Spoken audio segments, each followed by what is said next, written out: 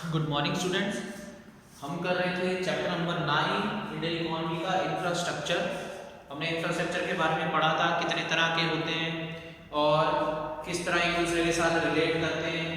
ये सब चीज़ें हमने पढ़ी थी पिछली क्लास में। आज हम शुरू करेंगे इंफ्रास्ट्रक्चर के अंदर हेल्थ के बारे में पढ़ेंगे। Health is a part of infrastructure. Health care facilities बहुत ज़्यादा जरूरी है। तो आपके सिलेबस में हेल्थ केयर के ऊपर पूछा हुआ है, हेल्थ केयर के ऊपर दिया हुआ है। इसके अलावा कुछ केस स्टडीज भी आ सकती है चैप्टर के अंदर से। तो हम सबसे पहले हेल्थ के बारे में पढ़ेंगे। हेल्थ का मतलब क्या है? ऑब्वियसली पुरानी कहावत है, health a sound mind lives in a sound body. मतलब एक अगर आपका शरीर अच्छा है, आपकी हेल्थ अच्छी है, तो आपका दिमाग भी अच्छा रहेगा।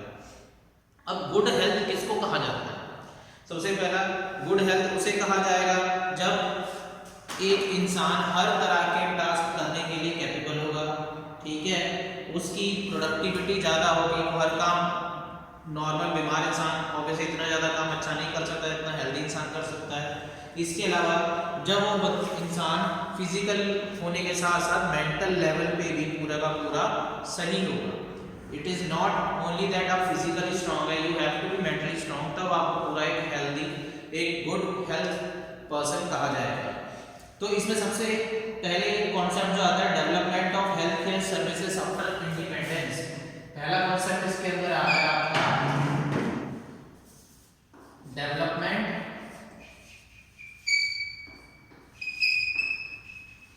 ऑफ हेल्थ केयर सर्विसेज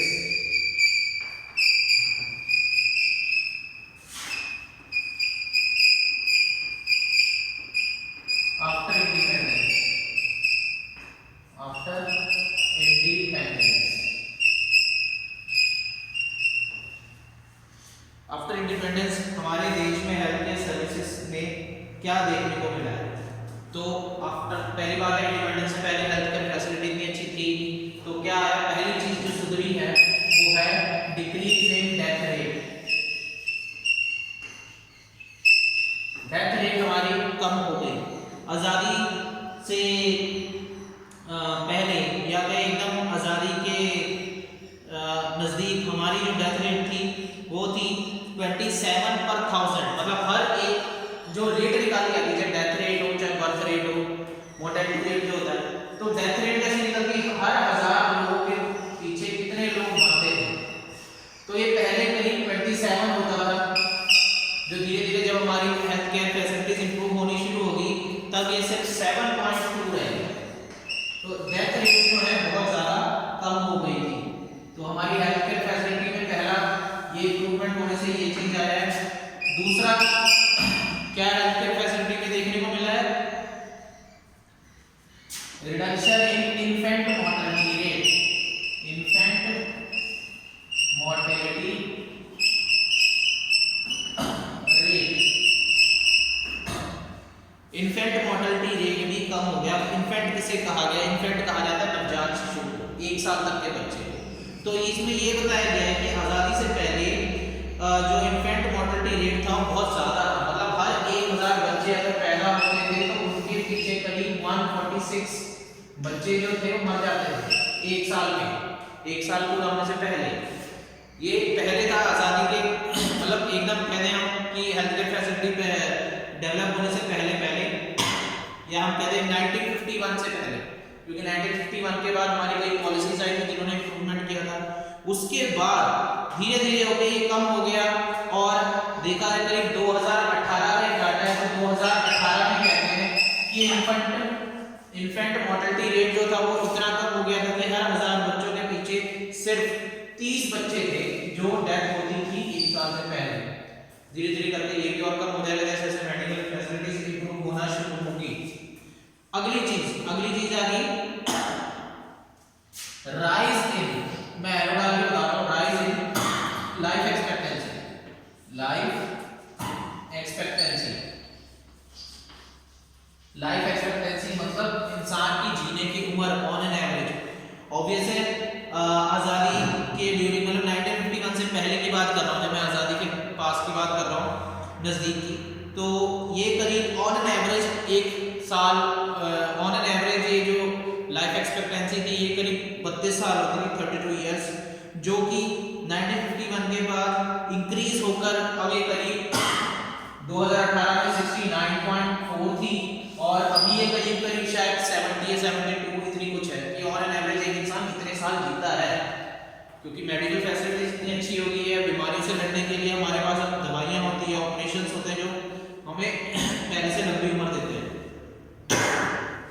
अगला, कंट्रोल ओवर डेडली डिजीजेस।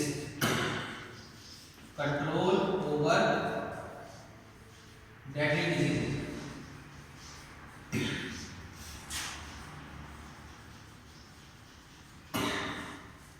पहले कई इस तरह की जानलेवा बीमारियां होती थी जिनका हमारे पास इलाज नहीं होता था, जैसे हम कहते हैं मलेरिया हो गया, ट्यूबरक्लोसिस हो गया, चिकन पॉक्स हो गया, ठीक है, स्मॉल पॉक्स हो गया।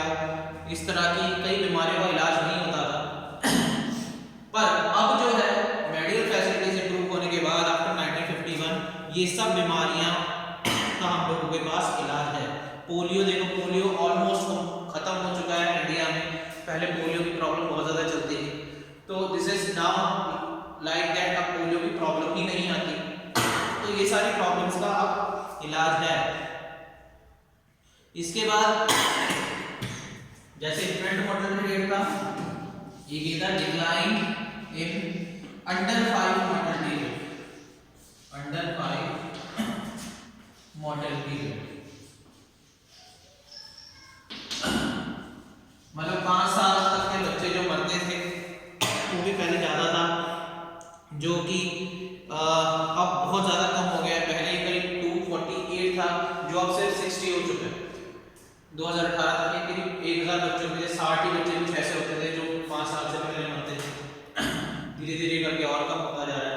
तो मेडिकल फैसिलिटीज की वजह से ये सारे के सारे हमारे अचीवमेंट्स हैं। अगर हम पहले हेल्थ केयर सेक्टर में आफ्टर ये सारे अचीवमेंट देखा जाए आफ्टर 1951, क्योंकि 1951 के बाद में हमारी जो न्यू इकोनॉमिक पॉलिसीज आई थी उनकी वजह से सारा का सारा चेंजेस आए थे, इंप्रूवमेंट होना शुरू हुए थे। इसके बाद अगली चीज जो आती है हेल्थ केयर सेक्टर में। हेल्थ केयर सेक्टर में ये तो है नहीं कि हमारे सिर्फ पब्लिक हेल्थ केयर सेक्टर है, गवर्नमेंट की, इसमें प्राइवेट सेक्टर का बहुत ज़्यादा बड़ा पार्ट है। करीब हम कह देंगे इंडिया में ऑल ओवर 70% हॉस्पिटल्स जो है वो प्राइवेट हॉस्पिटल्स हैं। तो प्राइवेट सेक्टर का हेल्थ केयर फैसिलिटी में बहुत बड़ा रोल है। तो अगली चीज जो हम पढ़ेंगे private sector in health care, private sector health care infrastructure, private sector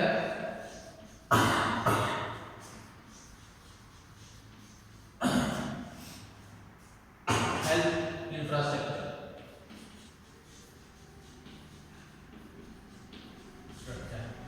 अब प्राइवेट सेक्टर का बेसिक चीजें ये सब हमें सबको ही पता है कि प्राइवेट सेक्टर की जब भी बात नाम आता है तो सबसे पहले जो दिमाग में बात आती है वो आती है खर्चा। प्राइवेट सेक्टर नो डाउट बहुत कॉस्टली है, पर फिर भी ज़्यादातर आबादी जो है प्राइवेट सेक्टर में ही जाती है। क्यों जाती है? क्योंकि यहाँ पे फैसिलिटीज ज़्यादा हैं, ट्रीटमेंट जो है ज़्यादा अच्छे किए जा रहे हैं। जस्ट बिकॉज ऑफ फैसिलिटीज लोग प्राइवेट सेक्टर में जाना प्रेफर करते हैं। डजंट मैटर उनके पास इतना अफोर्ड हो, कैसे कर रहे हैं, जैसे मर्जी अरेंज करते हैं वैसे। तो प्राइवेट सेक्टर का बहुत बड़ा रोल है हेल्थ केयर फैसिलिटी में। तो इसके बारे में कुछ पॉइंट्स बताए गए आपकी किताब में प्राइवेट सेक्टर के बारे में। मैं इनको आपको पढ़ के एक बार बता देता हूँ, ट्रांसलेट कर देता हूँ। ठीक है, private sector account more than 80% of the total health care spending in India. देश में जितना भी हेल्थ केयर के ऊपर खर्चा होता है 80% प्राइवेट सेक्टर में प्योर। और मैंने जैसे बताया करीब 70% हॉस्पिटल जो इंडिया में वो प्राइवेट सेक्टर के हैं। ठीक है, करीब 60% जो डिस्पेंसरी है वो प्राइवेट सेक्टर चलाता है। 80% जो पेशेंट है provide health care for 80% of out patient and 46% of in patient. देखा जाए पेशेंट भी बहुत ज़्यादा प्राइवेट सेक्टर ही हेल्थ हैंडल कर रहा है। इसके अलावा अगला पॉइंट बताया 78% जो है रूरल एरिया के लोग प्राइवेट सेक्टर में जाना प्रेफर करते हैं और 81% अर्बन एरिया से जाते हैं लोग। फिर इसके बाद अगला बताया है private sector health care has gain dominant presence in all सब मार्केट। ऑब्वियस हम जानते हैं प्राइवेट सेक्टर की डोमिनेंसी ज़्यादा है, और क्योंकि यहाँ टेक्नोलॉजी ज़्यादा महंगी है, हर चीज़ के इलाज है, अवेलेबल है, पर वो बहुत ज़्यादा कॉस्टली है। ड्यूरिंग द पोस्ट इंडिपेंडेंस, कहते हैं आज़ादी से पहले private sector health care facility have grown substantially, but most of these facilities are working as individual enterprises hiring just one two. मतलब आज़ादी से पहले इतना ज़्यादा नहीं था, आज़ादी के बाद धीरे धीरे करके जब प्राइवेटाइजेशन को बढ़ावा मिला तो ये सब होना शुरू हो गया। अब अगला कॉन्सेप्ट जो है लिखा है health as an emerging challenge. Private sector के बारे में बस यही बात थी जो थी, उसके बाद health as an emerging challenge.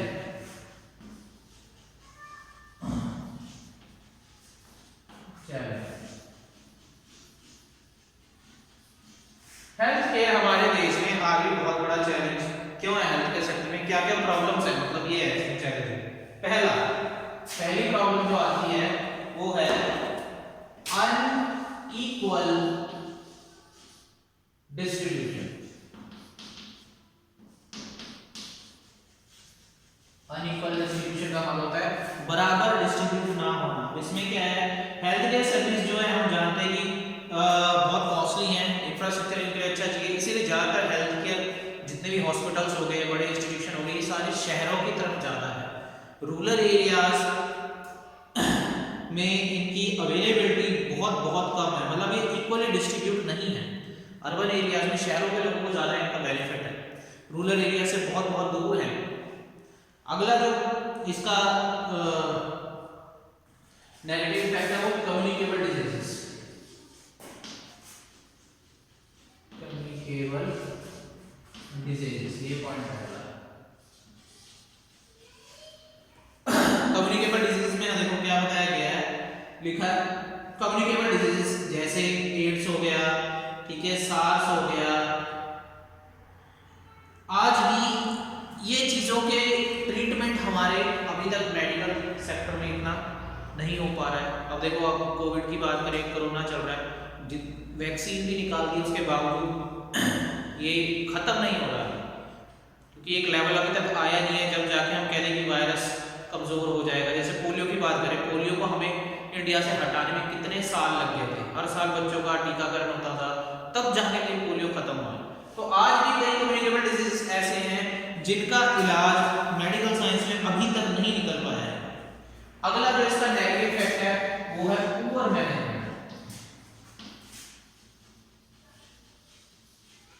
Poor management, अब पुअर मैनेजमेंट में क्या है, पुअर मैनेजमेंट का मतलब होता है किसी भी चीज को चलाने का एक तरीका, ठीक है। अब देखा जाए तो हेल्थ केयर फैसिलिटी में हमारे मैनेजमेंट उतना सही नहीं है जितना होना चाहिए। अगर हम बात करें ज़्यादातर गवर्नमेंट हॉस्पिटल्स की बात करें, डॉक्टर्स पूरे अवेलेबल नहीं होते, कई बार पेशेंट को काफ़ी टाइम इंतज़ार करना पड़ता है ऑपरेशन के लिए, ठीक है, और कई बार बेड अवेलेबल नहीं होते।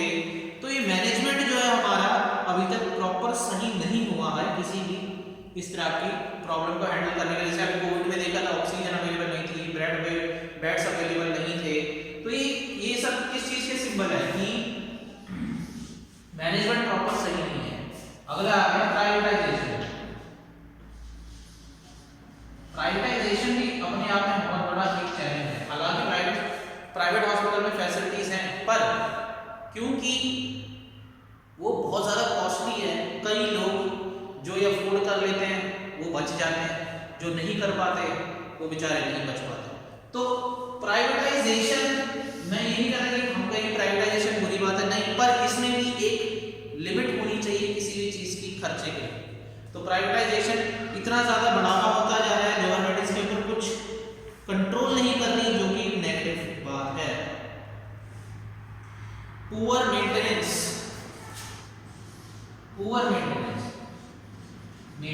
में आपको बताने की जरूरत नहीं है, क्या धीरे धीरे शायद इम्प्रूव होना शुरू हो गया है, पर अभी भी हमारे सरकारी डिस्पेंसरीज होगी या हॉस्पिटल्स हो गए, वहाँ पे मेंटेनेंस ठीक नहीं है, साफ सफाई नहीं होती। वही मैंने बताया था, बेड्स अवेलेबल नहीं होते, ठीक है। पानी पीने का कई जगहों पे अगर पिछले कई टाइम में देखे कई केसेस ऐसे हैं कि पानी तक साफ नहीं था, तो मेंटेनेंस प्रॉपर नहीं है। फिर वही अगली चीज मेंटेनेंस से जुड़ी हुई आ गई है पुअर सैनिटेशन लेवल, साफ सफाई, सैनिटेशन लेवल, पुअर सैनिटेशन में यही है अपना कि साफ सफाई आती है सैनिटेशन में, ये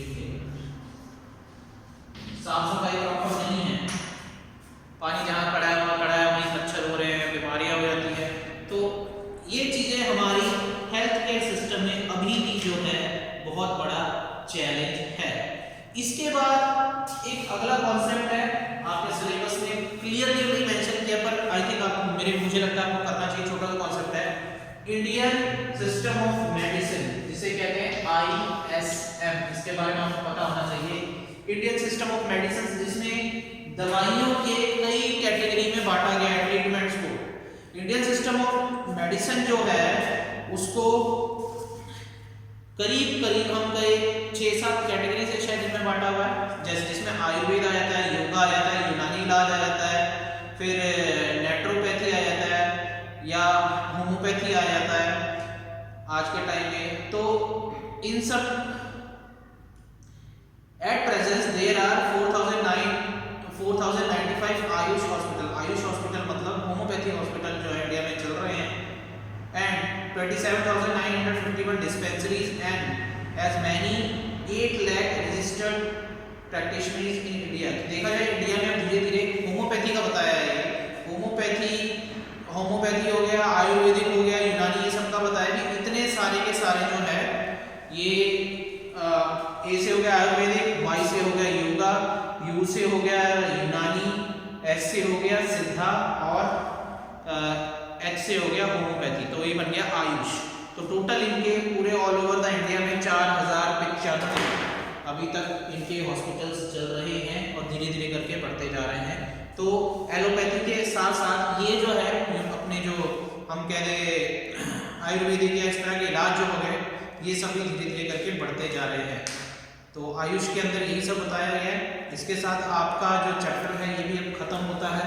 ये जो हमने कॉन्सेप्ट इस चैप्टर में किए हैं, मैंने जो आपको कराया है ये क्लास में, पिछली क्लास में, उनके अलावा इस चैप्टर में से आपको केस स्टडीज भी बन के आती है। तो एक बार चैप्टर के अंदर जो डायग्राम वो सब दिए हुए हैं, ग्राफ ग्रुप इसमें भी बहुत दिए हैं, तो एक बार उनको देख लीजिएगा ताकि आपको आइडिया हो जाए कि केस स्टडी किस तरीके से आ सकती है। क्योंकि केस स्टडी जो है नॉर्मली बुक में से नहीं आती, करंट सिचुएशन के ऊपर आती है। जैसे हो सकता है कोविड के अगर आएगी इसमें तो कोविड से रिलेटेड कोई केस स्टडी आ जाए, तो उसके थोड़ा अपडेट रहिएगा उससे रिलेटेड इन्फॉर्मेशन से। बाकी that was all in this chapter.